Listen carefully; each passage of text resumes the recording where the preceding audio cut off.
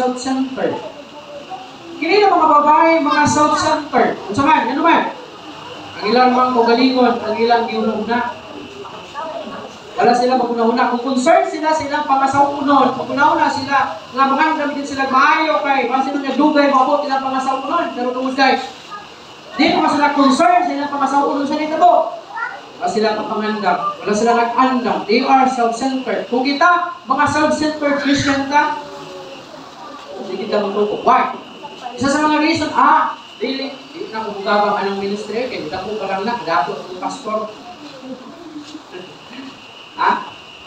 Di lang sa tabang ang simbahan, bahala sa pastor, anak, total, siya may kitawag sa Ginoo. Wala kung kitawag sa Ginoo. Di sa tabang ang simbahan, kaya kung saan man punindot ng simbahan, may mong mutubo ang simbahan, ang lungo ka na, pastor ang yapon. Wala kang ilabot. Self-centered ba tayo ka? Timuha nga mahimong mapasidunggan ng Ginoo. Buha ka ang tanan para sa kahimayaan sa Ginoo.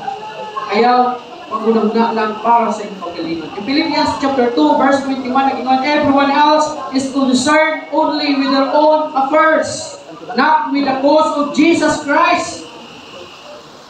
Si Pablo mismo nag-ingon ng matag-usa daw, concerned na sila sa ilang mga pagalingon. Pero wala sila pagpakabana para sa kang Jesucristo. Proverbs 29 verse 18 nag-ingon, where there is no word from God, people are perished. But those who obey what they have been told are happy, meaning they are blessed. So as a Christian, tingog ng mga followers sa Ginoo, nahatay ako kaayo na obligasyon, and this obligation is kinahanglan gayud na ato ang paghimuon to share the word of God kay daghan ng mga tao. Mga laglag kumya kung wala na'y magpadayon sa pagsangyaw sa pulong sa Ginoo. Sa ingon, sa pulong sa Ginoo. Ang bumalik ko niya ang Ginoo o ang talagawon sa giyawan na sa maayon ng Ginoo. Basit isa ka, sumo nang ikinahanglan aron mahimong mensahero sa word sa Ginoo. Hindi na mga damko, hindi na mga unaton niya susama ani. Dampuhan niya sa iyong kinabuhi ko. Yung unang pasahan. Ako sa mga kausa ng Ginoo kong prayer. And I pray to God, maunta ang akong dream, mahimong mahitabo. Ang Ginoo ng mga ako. Kung pwede kung tatabangan sa Ginoo kung magdampo ka, kailangan posible.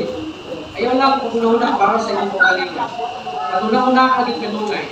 Ang tanan imong paghimuon sa ministry para sa kahimayaan sa Ginoo. Kaya kung maguna-una ka, kung laki ng mga hinungdan, basit po niya, diling ka makalahutay sa pagkalagay sa Ginoo. Diling ka maka-uman ng vision, ng ipatibas